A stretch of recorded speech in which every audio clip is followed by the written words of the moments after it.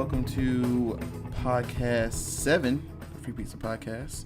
We're here with Amy Moret. Hi. Hello, a fashion designer from, well, you're in Greensboro, but Greensboro, Winston area. Hey, welcome. Hello. Thank you for coming on this rainy day. Yes, thanks for having me. This is awesome. Yes. Cool. So let's get it started. So what are you doing now? Are you freelancing, working a day job, still in school? Tell us what's up. Okay, so I'm about to graduate from UNCG. I got a degree in business with a concentration in apparel product design. So that's fashion design to most people. But yeah, I'm about to graduate. I'm trying to get out there. Yes. Yeah, whatever that means. I'm interviewing. I'm getting all sweaty interviewing. It make me nervous. Yeah, just to a bunch of different kinds of companies. I don't really know where I fall completely yet, but I just want to start going. Yeah. You know, have some cool interviews, cool places. But dude, yes, and we're talking this later. What you applied for, and what have you done in the past? But so with the fashion design, what exactly are you doing? Right. So I love to design. I love to make things. I love to make clothes. I love clothes, period. So what better thing to do if you love to make things than make them for yourself? Yes. That's what I do in my free time. So I can wear cool things, and so I don't make things that go nowhere. That's that. And I just love to make creative things, period. Love art. Yeah. Blah, blah, blah. It's all over the place. Yeah, it's all over the place. So it's cool. Obviously, your interests are probably more than fashion, but I guess your passion lies in making apparel. Yeah, for sure. That's cool. So, and obviously you're working now. You're at... I'm at Whole Foods. So you're still at the, working the whatever job and trying to pursue your journey and dreams. So yeah. You're on if you that need path. anything, get my discount. It's available to anyone who's listening. Word? You just said that on my podcast that if you need a discount, come see Amy. There's a lawsuit there. Yeah. She's joking, by the way. Whole Foods, if anyone from Whole Foods is listening. Anyone from Whole Foods, just you. She's JKing. Just a joke. But cool. So describe your journey through school. I went to school to do social work. Yeah. Because I love people. Yeah. But man, shit's hard. Yeah, fuck that. Yeah, and I didn't get very far into that. Just the whole way that sort of major is taught, the textbook, 4 tests a semester, then you get 4 grades. I don't know. I was like, this isn't right. So hell no. But I didn't want to run to the art degree because even though that's awesome, I think I wouldn't know what to do with myself. I would just, I love making things, but I don't have a clear direction. So I was like, why don't I just make something that is more business oriented and get up with fashion? Yeah. I was already selling clothes online. There's these apps where you can sell your old clothes and make a buck, For sure. Dude, I made over $1,000 doing that in a few years, and I was like, this is my calling. It's people buying things I've worn. Yeah, and I was like, what is with that? But so I realized that selling clothes is fun too. Yeah. Because you gotta market it somehow, even though it was just some weird garment that I had that I didn't care about. You could still make it look really cool to somebody else. So that's dope. Yeah. So I guess through that you kind of changed majors to the cars department, is what it's called, right? Right. At UNCG through the Bryan School. Right. So when did you switch? I guess sophomore, junior year. Freshman year. Oh, you switched. I was out of the tests. I could not do the tests in social work. Fuck this. I'm not doing this. Right. Took one test. You're like, nah, this is not gonna work. Exactly. Cool. So obviously you had a passion for making clothes before that. So I guess let's go back to your upbringing, your home life. Right. So you have creative parents. How was it going through just schooling when you were younger? Were you still making clothes back then, or what was up? I do have creative parents, totally different ways. My mom, she was just a technical writer, which is, I shouldn't say just, but she was a technical writer. Yeah. Then she was a mom. She always painted those, so always had art supplies at the house. Yeah. And she sold paintings and stuff, and she kills it. Shout out to her. Shout out to mom. Shout out to mom. Yeah, she does great watercolors. And my dad was a product developer, so he helped invent things, which was super cool. Yeah. He worked for companies just making products. Yeah, you know what it is, just okay, I'm not going to say any more about that. Just designing products. That's cool though. I mean, that's what you're doing. Yeah, it's weird. Yeah. And we always talked about things. We were like dissecting products or trying to think of some weird thing that, you could use, but no one really needs, but like, it's just a weird, quirky thing to do with your dad. And I think that those two parents really actually like funneled into this because now I love design and I love 2D art, which is kind of like fashion in a weird way. Yeah. Textiles, I don't know. For sure. But yeah, so I think my first thing I made was an apron, and I knew it was ugly, but I put that on Etsy anyway, and I sold it. No shit. I swear it was falling apart, but someone liked it, and I was like, man, this is cool. Like, no way. What's up, Etsy? And that's awesome. Yeah, so I think once I did that, I was like, oh, you can do this. Like, you can sell things online. Yeah. She has no idea that this like little girl just made this thing that she paid real money for, and it's not made well, but she took it anyways. I probably said it was like vintage or something, so it was that's okay. a key word. Yeah. The key word these days is like, if you say vintage or whatever, it's like, yeah, I need that. Yeah, she's like, oh, it's falling apart. Well, it's vintage. Vintage. That's what you get with time. Thank you. That's awesome. Yeah. So with that, I guess what made you make the apron? I mean, what got you really to making your first set of clothes? Yes. I don't know. Were you ever in home economics? Like, that's basic level stuff. Like an apron. No one wears aprons, but everyone makes an apron who sews. That housewife you see on TV. Yeah, exactly. Yeah, it's just a basic thing. I think when you think of sewing as a kid, or your grandma teaches you, like mine taught me, like you just think of making like an oven mitt, an apron, and That's cool. So it started, this kind of family influence and some schooling, home economics and stuff like that got the brain rolling on making product. Right. That's awesome. So, and obviously you were supported through this all throughout school. Mm-hmm. So were your parents like, and obviously you started social work, so were your parents maybe like, why don't you just do fashion at any point? I waited till they went on a really big trip, and then I just switched my major. Oh, no shit. Yeah, so I called them from where they weren't getting signal. They were in Italy, and I was like, hey, I changed my major. Like, all right, like time zone difference. Not much to argue with right there. So, but ever since then, they've been so supportive. They've been like, you know what?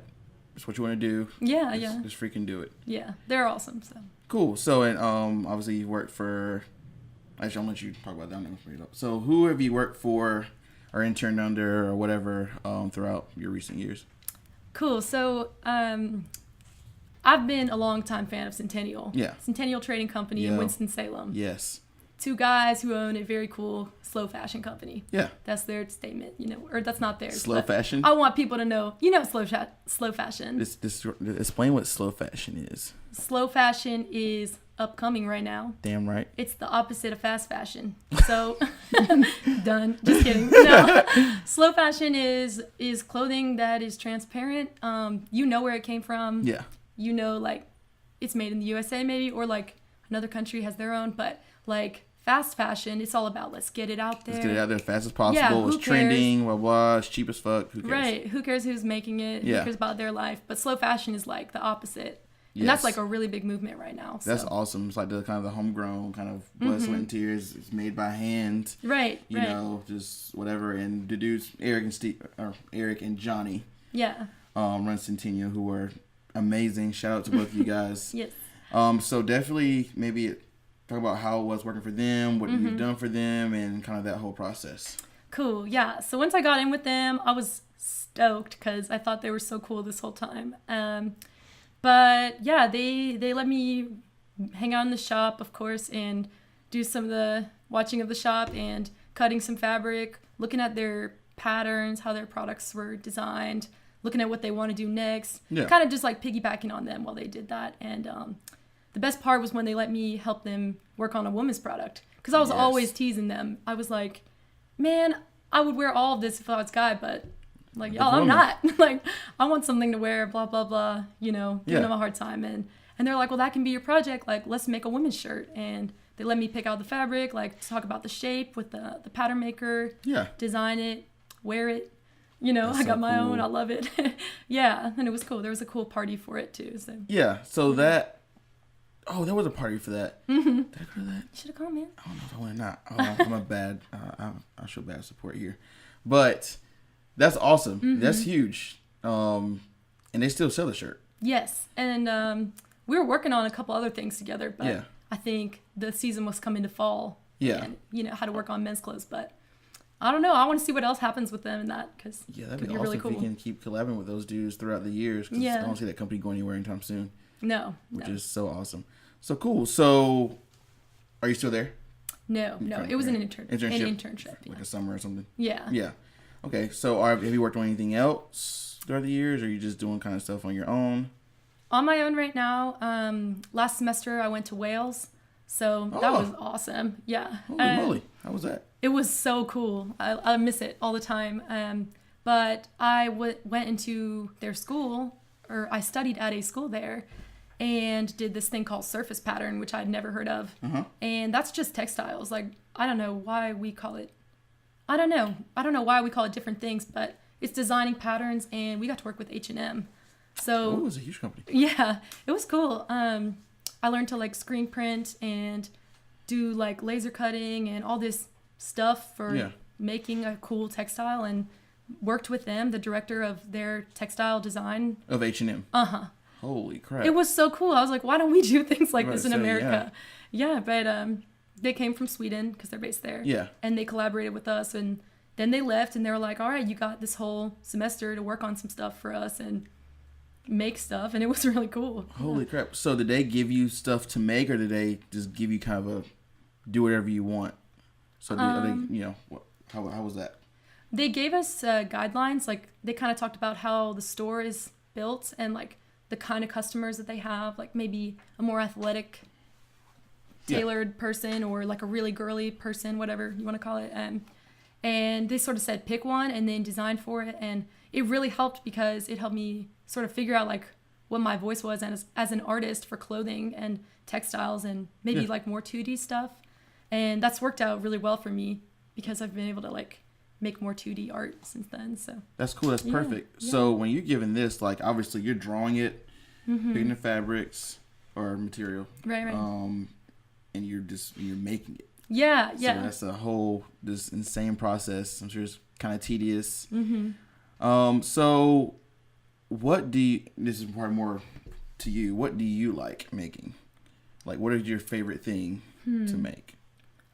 This dress I'm wearing, like, this is a version of this baby doll maternity dress that I got probably like 8 years ago that I wear all the time. Yeah. And I love making clothes that are simple and like comfortable and flattering, I think. God, I hope. I wear it all the time. I'll be so deep by now.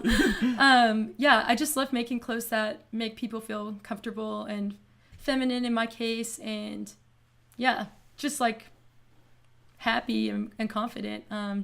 So that's the clothing end. And for like art or textiles, just some weird stuff like color. I love color and texture. So I think that's how I answer it. That's awesome. Yeah, that's perfect, because I mean, obviously I saw a dress, I think I forgot what night we were out, like last week or something. It's like, it's a really nice dress. Of course, Anthony's going to take some video of it. Thanks. Hopefully give you some recognition and some work in the future. But what big accomplishments have you had? Maybe through school, you say you have a fashion show. Maybe big or small accomplishments that you've had throughout your career so far. Yeah. To me, I think the biggest one was making the girls' shirt or the women's shirt, because like I want to get into slow fashion. I admire those guys. Being able to do that and like have my name somewhat associated with that was perfect for me. Yeah. That's the kind of company I thought about when I started this degree. So I was like, oh, here I am. Like, this is awesome. Yeah. And I got to do Charlotte Fashion Week last year. Ooh, and that was hard, man. That's cool. Tell us about that. I did a children's line for a bunch of kids, and it was kind of old school looking, very muted palette, a lot of like mixed patterns, like stripes, polka dots next to each other, but like they all shared the same neutral, like almost dusty color palette, and those kids look cute. I mean, it was weird. I hated working with the parents, but the kids were cool. Oh gosh, they were so aggravated. They were so horrible. Probably so particular. Oh gosh. Child stars. How did you get like, were you recommended to or referred to do the fashion week? How'd you get into that fashion week thing? I just applied. Or you applied for it? You just gotta apply. Yeah. Okay. And they look at your portfolio and they choose you to be in it. Yeah. And that was it. I was really surprised, but that's awesome. And of course they give you like, hey, you're in, but obviously you got to perform. Mm-hmm. So they giving you ideas to make, or do they, like, how's that working? Yeah, they invite you to a model call. You get to like choose models, which was so weird. Yeah. I can't imagine. I would have never imagined doing that. Just like picking a person based on looks. I was like, this is kind of weird. Like, I don't like this. But I got to choose like kids who were all adorable. But no, cool. They just said, run with it. Like, represent yourself as a designer. Yeah. And I couldn't make like 15 baby doll dresses, so I had to do something else. Dude. Yeah. That definitely is something that like kind of stimulates your brain and like kind of brings out some creativity, because obviously you gotta make something they're all different, right? All unique, but something that kind of stands out and be profitable. Right. Yeah. Exactly. So wow, that's hard stuff right there. Thanks. And obviously were you in Threads fashion show? Yes. Yes, I was. Yeah. Okay, so, and for those who don't know, that's a UNCG based. Is this UNCG, right? Yeah. Okay, that's a fashion show they do here in Greensboro every year. Mm-hmm. And you were in that. Yes. How did that go? It was good. I was in it twice. Then I realized it was too expensive to make money or to make clothes for like. Clothes, yeah. Yeah, like if you're not sure what it's for, kind of. I was like, I gotta hold my wallet a little tighter. I was like, I can't be doing this. It was great. The first one was like my first fashion show ever. I made some kind of basic stuff, but it was like an unbelievable feeling to like watch backstage. You're like, oh my God, like I made that. Everyone's looking at it.